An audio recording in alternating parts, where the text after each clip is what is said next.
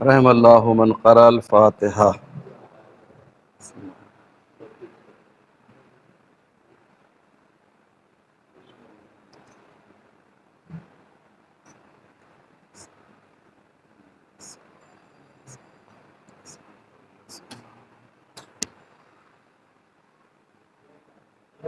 ایک مرتبہ سورہ الحمد اور 3 مرتبہ سورہ توحید کی تلاوت فرما کر ڈاکٹر فخر الحسن صاحب کے تمام مرحومین بالخصوص ان کے والدین کی روح کو ایصال فرما دیجیے۔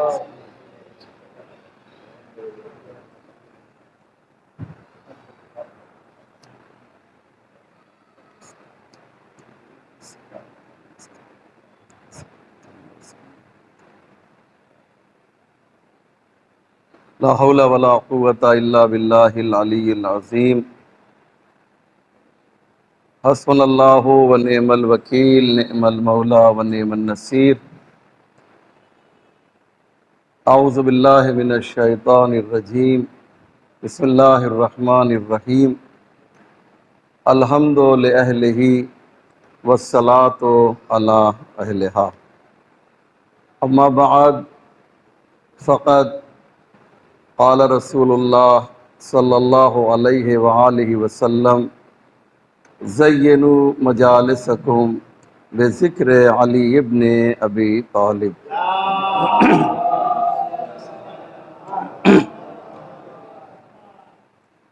دین مبین اسلام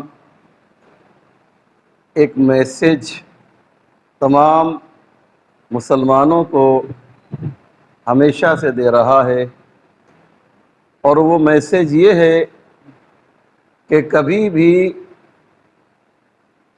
کوانٹیٹی کی طرف نہ جاؤ، بلکہ کوانٹیٹی معیار نہیں ہے، کوالٹی معیار ہے۔ ہوتا یہ ہے کہ ہم اس مجلس کو بہت کامیاب سمجھتے ہیں کہ جس میں 1000-2000 لوگ شرکت فرمائیں تو یہ کہا جاتا ہے کہ مجلس بہت کامیاب ہے۔ 1000-2000 مومنین جس میں شریک ہیں، ہو سکتا ہے کہ وہ مجلس کامیاب ہو، لیکن وہی مجلس کامیاب ہے یہ صحیح نہیں ہے۔ آپ غور کریں کیا کہہ رہا ہوں، وہی مجلس کامیاب ہے یہ صحیح نہیں ہے، یعنی معیار اکثریت نہیں ہے تو معیار ہے کیا؟ معیار خلوص ہے۔ خلوص جتنا بڑھتا جائے گا ثواب میں اتنا اضافہ ہوتا جائے گا۔ آپ غور کر رہے ہیں، ہو سکتا ہے ایک مجلس میں صرف ایک ذاکر ہو اور ایک سامع ہو، اللہ کی نگاہ میں وہ مجلس مقبول ہو سکتی ہے۔ اور کیا ایسی مجلسیں نہیں ہوئی ہیں کہ جس کے اندر ایک ذاکر اور ایک سامع ہے؟ علماء حضرات تشریف فرمائیں۔ کیوں مولانا ایسی مجلسیں تاریخ میں نہیں ملتی ہیں؟ جی ہاں، آئیے مولانا تشریف لائیے۔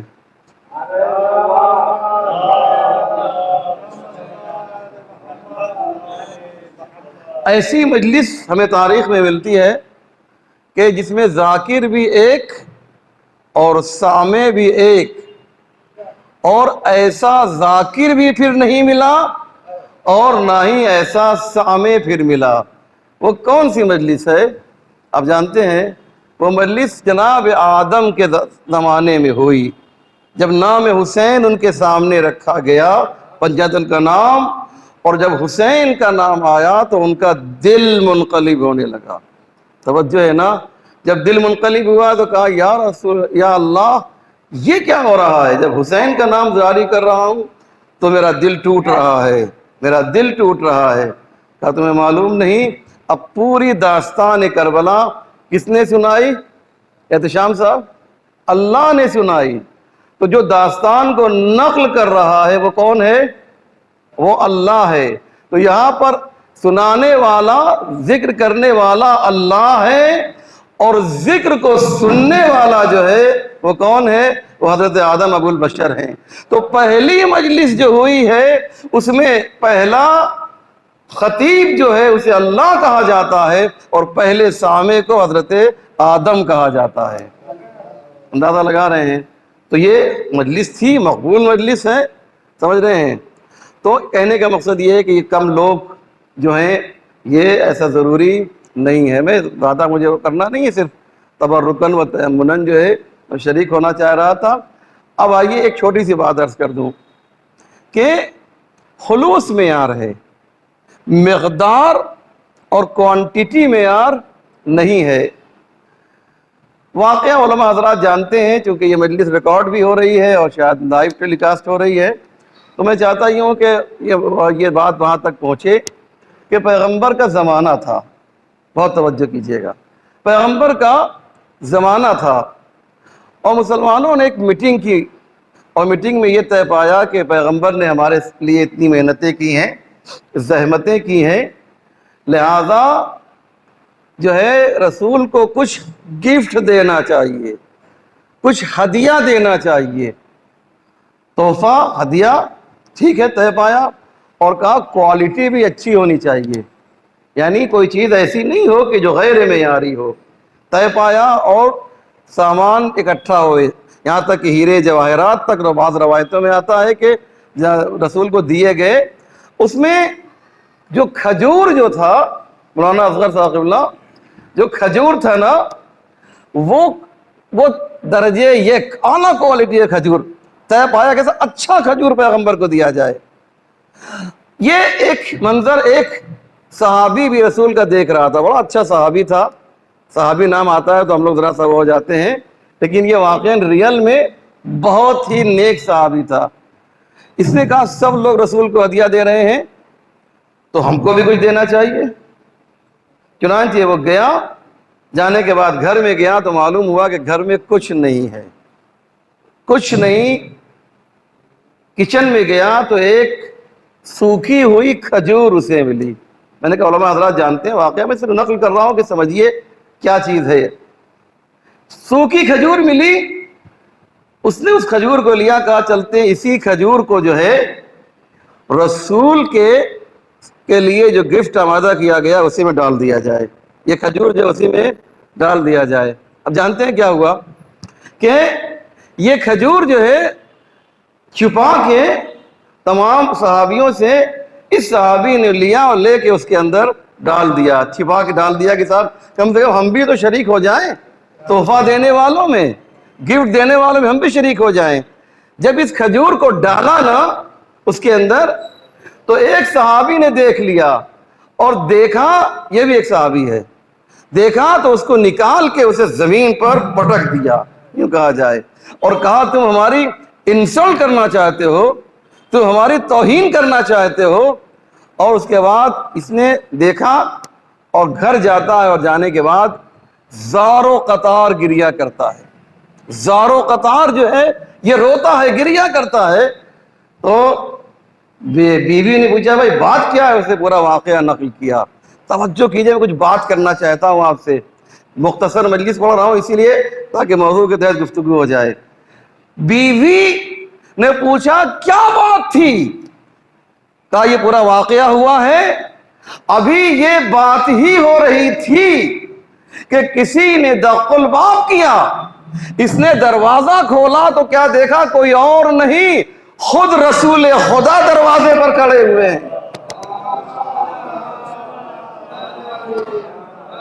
نظر لگا رہے ہیں مولانا جی، خود رسول خدا دروازے پہ کھڑے ہوئے ہیں۔ دیکھا، خوش ہو گیا، یا رسول اللہ، شاید اس کے ذہن میں یہ بات بھی آئی ہو کہ وہ جو کھجور ہم ڈال رہے تھے کہیں اس کے بارے میں تو نہیں آئے ہیں۔ تو دیکھا کہ اس کی آنکھ میں آنسو، کہ کیوں رو رہے ہو؟ اس نے پورا واقعہ نقل کیا۔ کہا سنیں عزیزو، کہا ابھی ابھی جو ہے میرے پاس جبریل امین آئے تھے، اور جبریل نے کہا جاؤ اپنے پیروں سے چل کر اس صحابی کے گھر پہ جاؤ اور اس سے کہو کہ اس نے جو ایک سوکھی ہوئی کھجور تمہیں دی تھی اس کا ثواب ایک طرف ہے اور تمام کھجوروں کا ثواب ایک طرف ہے۔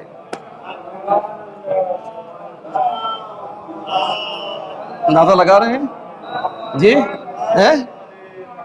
تمام کھجوروں کا ثواب، بلکہ تمام چیزیں جو دی گئی تھیں ایک طرف ہے۔ کیوں؟ وجہ کیا ہے؟ وجہ یہ ہے کہ اسلام جو ہے وہ اس خلوص کو دیکھتا ہے، اس خلوص کے ذریعے سے۔ ہو سکتا ہے کہ یہ مجلس جو آج ہو رہی ہے یہ ایک مقبول ترین مجلس ہو۔ ہم لوگ کہتے ہیں ہم 5 آدمی مولانا مجلس پڑھ رہے تھے، 20 آدمی مولانا مجلس پڑھ رہے تھے، ماں کیا مجلس ہوتی ہے؟ ارے ایسا تھوڑی ہوتا ہے۔ اگر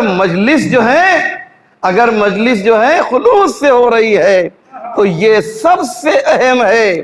تم جتنا خلوص بڑھاتے جاؤ گے مجلس کے ثواب میں اضافہ ہوتا جائے گا۔ مقدار کی کوئی ضرورت نہیں ہے۔ اکثریت و اقلیت ہمارے یہاں معیار نہیں ہے، کم یا زیادہ ہونا ہمارے یہاں معیار نہیں ہے۔ روز قیامت بہت سے لوگ آئیں گے عزیزو، یاد رکھیے گا، بہت سے لوگ آئیں گے جنہوں نے حج کیا ہوگا، جنہوں نے کار خیر کیا ہوگا، جنہوں نے تحفے تحائف دیے ہوں گے، جنہوں نے مسجدیں بنوائی ہوں گی، جنہوں نے امام بارگاہ بنایا ہوگا، وہ جب آئیں گے اور دیکھیں گے کہ صاحب نام اعمال میں وہ خانہ اس کے اندر جو ہے کار خیر کا جو خانہ تھا وہ بالکل خالی پڑا ہوا ہے۔ ارے یا اللہ، ہم نے تو مسجد بنائی تھی، ہم نے تو فلاں کام کیا تھا۔ یاد رکھیے گا یہ جو ہے اللہ کی طرف سے آواز آئے گی، تم نے ہمارے لیے کب کیا تھا؟ تم نے تو لوگوں کے لیے کیا تھا۔ اس لیے قرآن کی آخری آیت پڑھ کے میں ختم کر رہا ہوں۔ ارشاد ہوتا ہے کہ مثل الذین ينفقون اموالهم في سبيل الله كمثل حبة انبتت 7 سنابل في كل سنبلة 100 حبة والله يضاعف لمن يشاء والله واسع علیم۔ خدا کیا کہہ رہا ہے کہ ان لوگوں کی مثال کہ ينفقون جو خرچ کرتے ہیں، انفاق کرتے ہیں، لیکن کیسے؟ فی سبیل اللہ، اللہ کے لیے انفاق کرتے ہیں۔ توجہ کریں، میں نے کسی مجلس میں ایک بار عرض کیا تھا کہ یہ بات آج چاہتا ہوں میں دہرا دوں، کوئی بری بات نہیں ہے، کہ فی سبیل اللہ انفاق کرنا کافی نہیں ہے، بلکہ اللہ کے لیے انفاق کرنا چاہیے۔ اللہ کے لیے انفاق کرنا چاہیے، فقط انفاق کافی نہیں ہے۔ ہوتا کیا ہے عزیزو، آج کل کیا ہوتا ہے، میں نے یہ مثال دی تھی، یہاں بھی مثال دے دیتے ہیں۔ ہم جو ایک مسجد بنتی ہے نا تو اس میں کیا کرتے ہیں پنکھے کی پتی کے اوپر لکھ دیتے ہیں ڈونیٹڈ بائی مولانا اسلم رضوی۔ آپ غور کریں کیا کہہ رہا ہوں، پنکھے کی پتی پر لکھ دیتے ہیں، واٹر کولر پہ لکھ دیتے ہیں۔ ارے بھیا جو تم یہاں لکھ رہے ہو، یہاں جو تم لکھ رہے ہو پنکھے کی پتی کے اوپر، اللہ اس کو دیکھ کے تمہارے نامہ اعمال میں ثواب لکھے گا۔ توجہ کرے گا، اللہ اسے دیکھ کر جو ہے تمہارے نامہ اعمال میں ثواب لکھے گا۔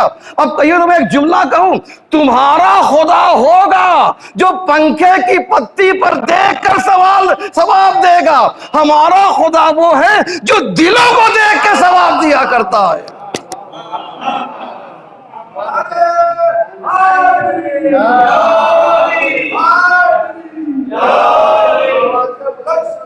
ہے نا؟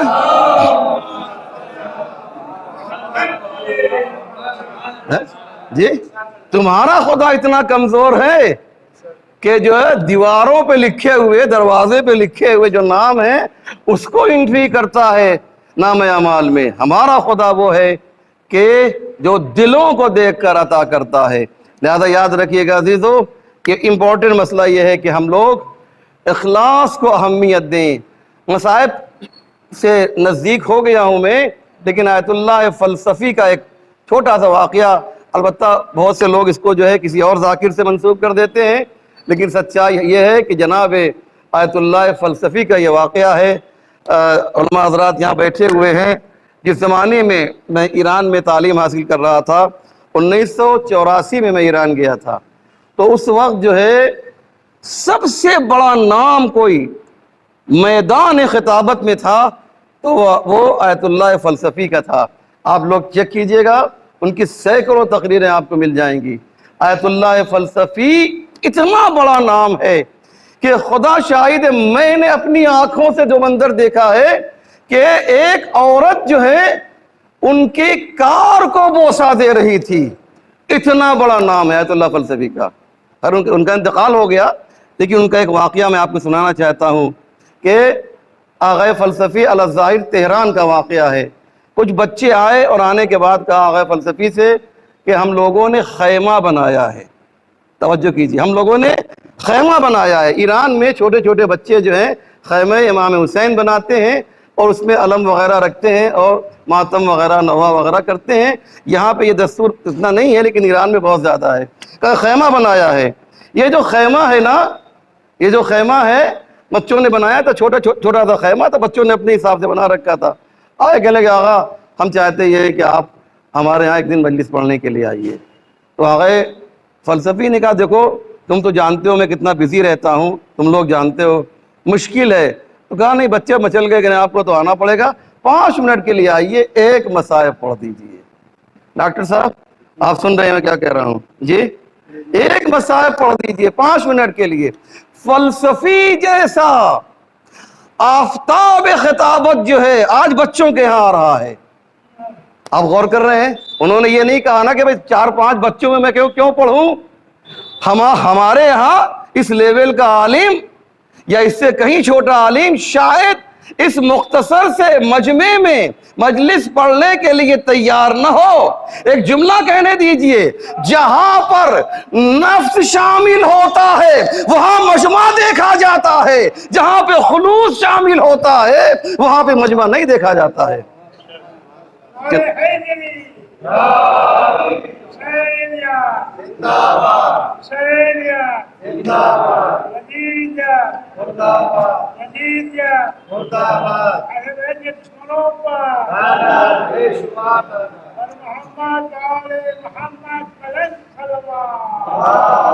اس لیے میں ہمیشہ کہتا ہوں کہ فرش عزا پر آؤ تو حسینی بن کر آؤ. میں نے اپنی آنکھوں سے دیکھا ہے کہ ایسے ایسے لوگ فرش عزا پہ آتے ہیں کہ A to Z ان کا موبائل سے ریلیٹڈ پورا کام جو ہے فرش عزا پہ چلتا ہے.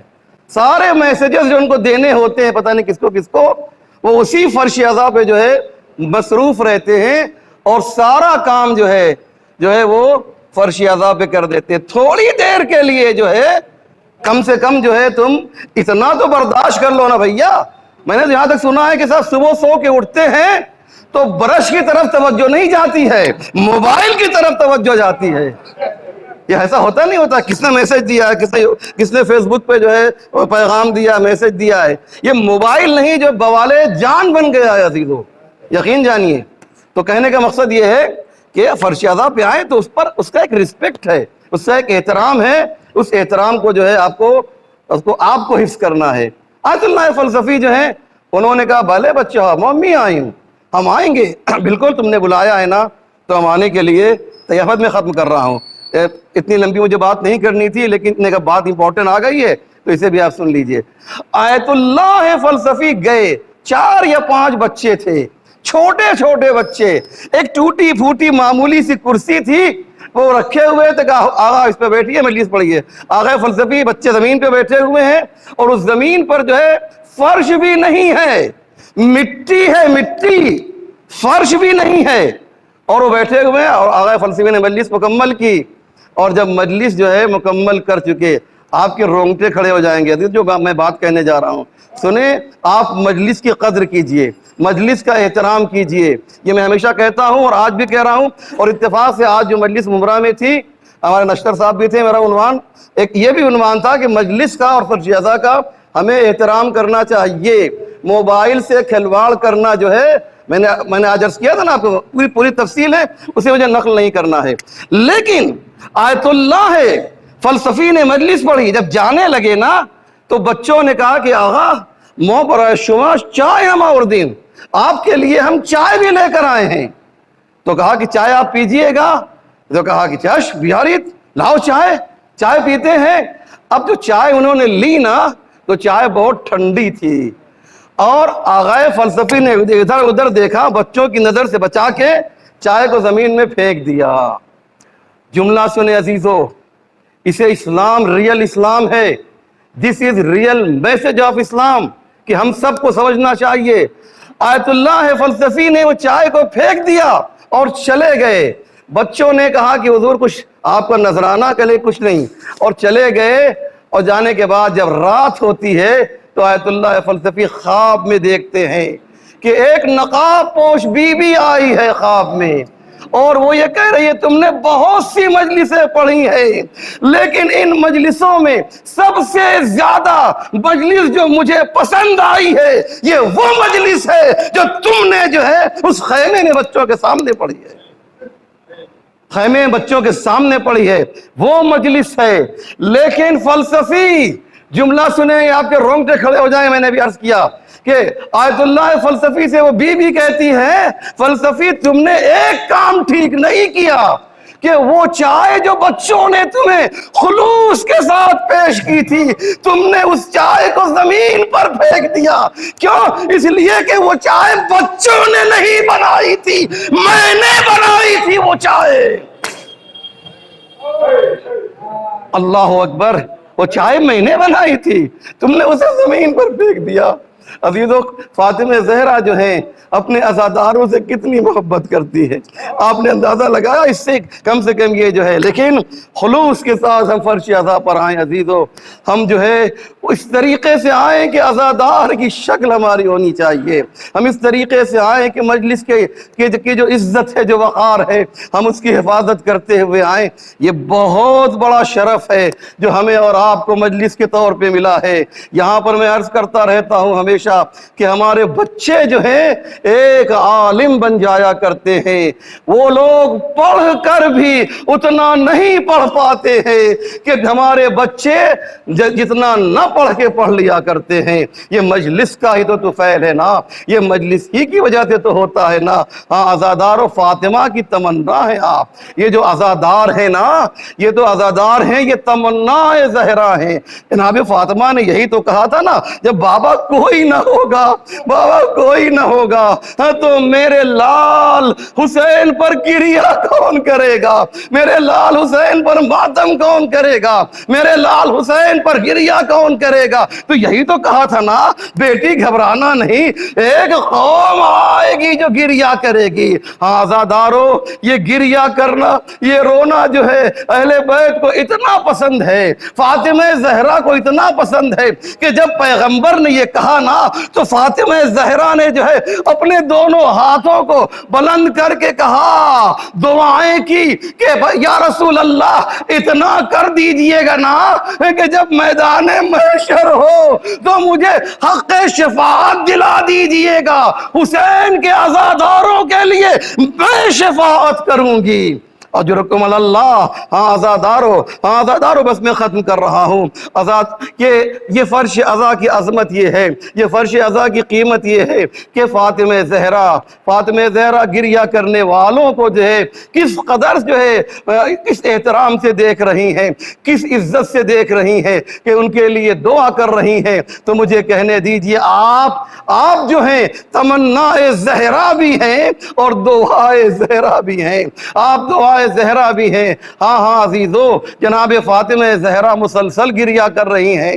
ابھی جنت البقیع کا جلوس اٹھا ہے عزیزو، زہرا کو قبر میں بھی سکون نہیں ہے۔ جب قبر کے باہر تھیں تو آپ کے دروازے کو جلایا گیا، جب قبر کے باہر تھیں تو آپ کے محسن کو شہید کیا گیا، جب قبر کے باہر تھی تو آپ کے پہلو کو شکستہ کیا گیا۔ ہاں اجرکم اللہ۔ ہاں عزادارو، بس ایک جملہ عرض کرنا چاہتا ہوں کہ جناب فاطمہ زہرا نے گریہ کیا، اور جب حسین ابن علی نے اپنے کو پہچنوایا، اے میرے عزادارو، اے میرے شیعو، جانتے ہو تم حسین کون ہے؟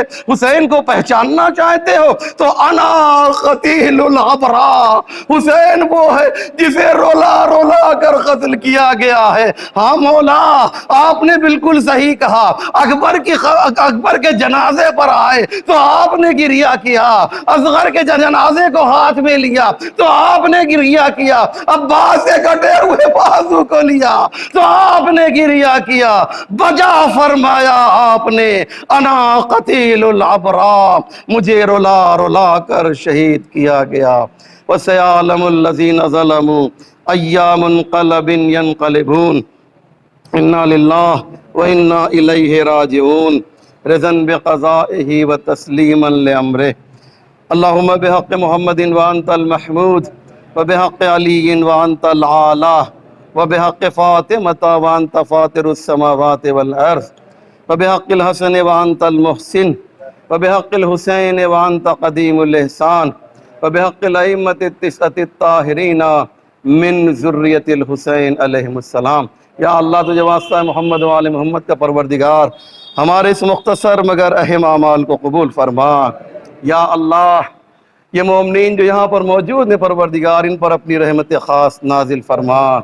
جن مرحومین کے لیے یہ مجلس منعقد کی گئی ہے پروردگار، انہیں جنت عالیہ فردوس میں جگہ عنایت فرما۔ آل محمد کے چاہنے والے دنیا میں جہاں جہاں بھی ہوں، ان کی جان مال عزت آبرو کی حفاظت فرما۔ پرچم اسلام کو سربلند فرما، پرچم کفر و نفاق کو سرنگوں فرما۔ یا اللہ تو نے خود ہی وعدہ کیا ہے کہ جب یہ زمین ظلم و جور سے بھر جائے گی تو اسے عدل و انصاف سے بھرنے کے لیے اپنے نمائندے خاص کا ظہور کریں گے۔ یا اللہ وہ زمانہ آ گیا ہے، تیرے چاہنے والوں کے لیے یہ زمین تنگ کر دی گئی ہے۔ یا اللہ اے رب کریم، یوسف زہرا منتقم خون حسین ابن علی، فرزند نرجس خاتون اور دلبند امام حسن عسکری اور ہم سب کے امام زمانہ کے ظہور میں تعجیل فرما، ہم سب کو ان کے اعوان و انصار میں شمار فرما۔ ربنا تقبل منا انك انت السميع العليم۔ السلام عليك يا أبا عبد الله، السلام عليك يا ابن رسول الله، السلام عليك يا ابن أمير المؤمنين، السلام عليك يا حسين، السلام عليك وأولادك المعصومين وعلى شهدائك والصديقين، السلام عليك ورحمة الله وبركاته، السلام عليك يا مولاي يا حبيب الغرباء، السلام عليك يا طامن الحجج يا أبا الحسن علي بن موسى الرزل مرتضى الراضي بالقدر والقضاء، روحي وجسمي لك الفداء، السلام عليك وعلى أبنائك الأربعة وآبائك الطاهرين، السلام عليكم ورحمة الله وبركاته، السلام عليك يا مولاي يا صاحب العصر والزمان، الأمان الأمان من فتن الزمان، السلام عليك أيها العلم المنسوب والعلم المسبوب والغوث والرحمة، أجل الله تعالى فرجك وسهل الله تعالى مخرجك وظهورك، واجعلنا وإياكم من أعوانه وأنصاره، السلام عليه وعليكم ورحمة الله وبركاته. اللهم صل على محمد وآل محمد